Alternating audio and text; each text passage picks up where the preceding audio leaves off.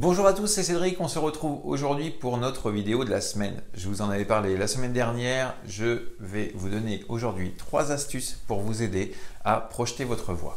Mais pour cela, si vous voulez faire les choses bien correctement, c'est d'aller d'abord voir la vidéo de la semaine précédente si vous ne l'avez pas vue, où je vous donne en 8 points un max de conseils pour projeter votre voix. Que vous ayez une petite voix qui sort pas ou un trop plein d'énergie qu'il faut canaliser, les conseils de la fois dernière, combinés avec les 3 astuces d'aujourd'hui, peuvent aussi bien aider les débutants comme les plus avancés à comprendre et à mettre en place les premiers points de la projection vocale. Donc je vous invite à rester jusqu'au bout de cette vidéo. Bien sûr, si vous souhaitez quelque chose de plus personnalisé, de plus ciblé, eh bien, je vous invite à me rejoindre dans mes cours particuliers, ici à Évreux, à mon studio, ou via Skype, en cours de chant en ligne.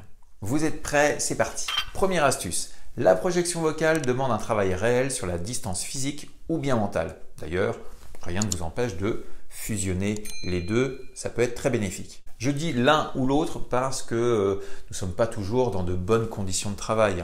Peut-être que chez vous, la zone que vous travaillez, c'est peut-être une petite pièce où il est assez difficile justement de fixer un point au loin. Donc c'est pour ça que je parle aussi du mental, pour pouvoir s'imaginer qu'on est dans une grande pièce et que la personne que l'on veut toucher se trouve très loin. Quand vous travaillez une chanson, que vous avez votre texte sous les yeux sur un pupitre, ce qui se passe très souvent, c'est cet aspect de proximité avec votre feuille.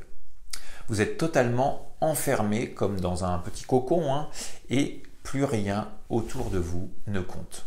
Quand il s'agit de décortiquer un texte, pas de souci, mais quand il faut chanter, il faut changer de configuration. En 1, imprimez votre texte en gros, d'accord? Pourquoi? Eh bien tout simplement parce que vous allez pouvoir prendre de la distance avec votre texte, sortir de cette zone très fermée et vous allez pouvoir vous reculer.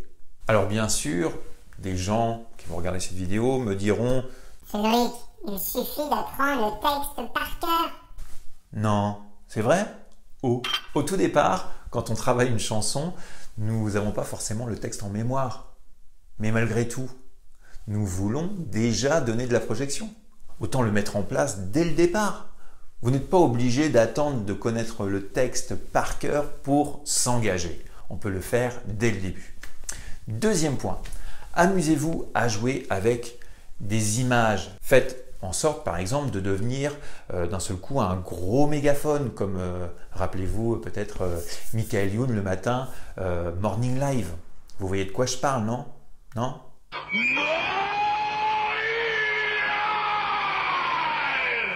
Les plus anciens, non?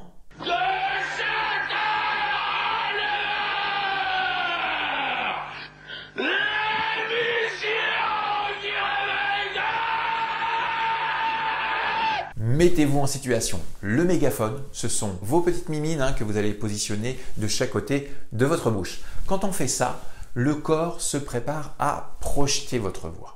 Ça, j'en avais parlé plus longuement dans une vidéo qui a été d'ailleurs la vidéo la plus regardée de ma chaîne YouTube. Donc, je vous invite à aller cliquer sur le petit i quelque part sur cette vidéo. Je vous fais une démonstration vocale d'une projection. Grâce à quoi? Grâce à mes petites mimines et l'image mentale que j'ai mis en place. Nous voilà rendus à la 3e astuce. Ouh, ça passe vite. Alors, cette astuce-là, moi, je l'adore. Elle fait partie de mes préférées. Alors, ne bougez pas, restez avec moi. Il faut travailler en binôme avec un filet. Oui, un filet, c'est bien ça que j'ai dit. Un filet, par exemple, de badminton. Vous allez vous amuser à le positionner à la hauteur de votre visage, au niveau de votre regard, et de demander tout simplement à votre binôme de se mettre juste derrière et d'imaginer que votre voix passe par-dessus ce filet. Comme si vous alliez faire un grand bond. Comme si votre voix passait au-dessus d'une foule pour toucher une personne en particulier qui se trouve bien plus loin. C'est un bon moyen de travailler sa projection vocale et je vous invite bien sûr à essayer ça par exemple cet été, sans oublier les 2 autres astuces que j'ai évoquées juste avant. Un petit pouce bleu, un petit partage si vous avez aimé cette vidéo, chantez bien, amusez-vous bien et on se retrouve très vite pour une nouvelle vidéo. À bientôt, bye bye.